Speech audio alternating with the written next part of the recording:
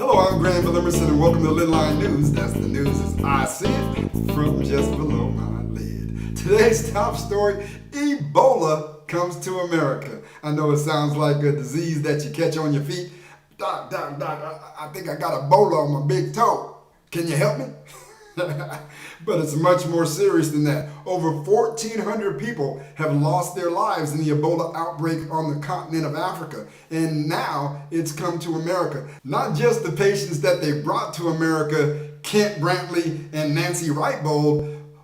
Many were upset about that move when they brought them to Atlanta, Georgia to try the Ebola vaccine on them, but they say that it worked. Well, I have a theory about that. I mean, if it's going to break out in America, I would like America to have the vaccination. How about you? And now they could use it on those that are sick in Africa.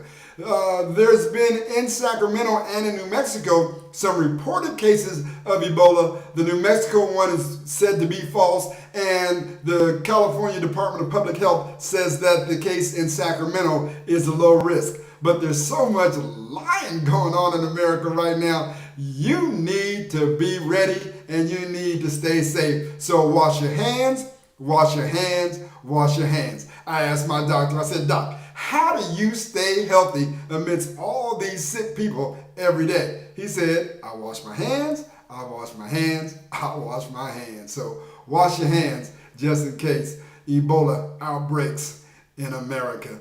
In other news, it's been going down in the city of Ferguson, and the mayor of the city of Ferguson says that they do not have a racial divide. He's either smoking some synthetic, or he's in denial, or he's trying to convince you of what you already know, that there's a big racial divide in Ferguson, and it starts with their police department and its head, Chief Jackson. Chief Jackson just totally treated the Attorney General, Eric Holder, like he was a Negro. Attorney Holder told him to not release the Mike Brown video in the convenience store, and he went ahead and said, I'm not going to do what you want me to do, boy. I'm going to release it anyway. Then told everybody the video had nothing to do with the case. How does he even have a job? He should have been fired for insubordination and obstructing justice.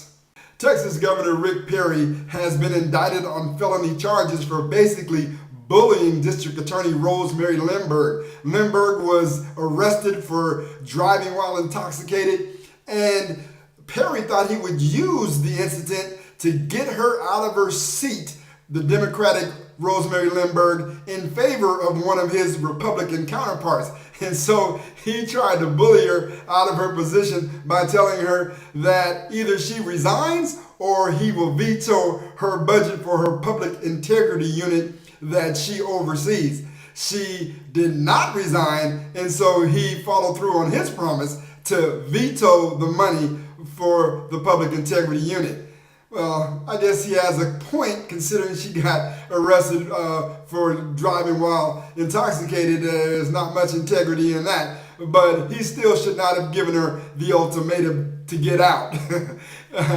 Well, Perry joins his counterparts, other Republican governors, with indictments. Chris Christie in New Jersey with the whole blocking traffic on the bridge to prohibit people from voting, and Bob Ferguson in the state of Virginia, who accepted $165,000 in cash and other nice gifts for promoting a corporation.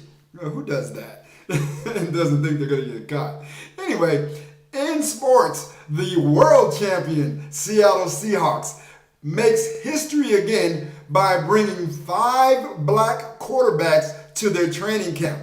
All of their quarterbacks are black. In a league where it was once thought that blacks were too dumb to play quarterback, all 5 invited to camp for the Seattle Seahawks in 2014 were black. Winning Super Bowl quarterback Russell Wilson says that the 5 QBs are the Jackson 5. That's the label that he's given them. And of course, he's Michael Jackson. And quarterbacking in the NFL to him is easy as ABC. As simple as 1, 2, 3. A, B, C, 1, 2, 3. That's how it goes, brother. You and me. And that's the news as I see it from just below my lid. Thank you for watching Lidline News. I'm Granville Emerson.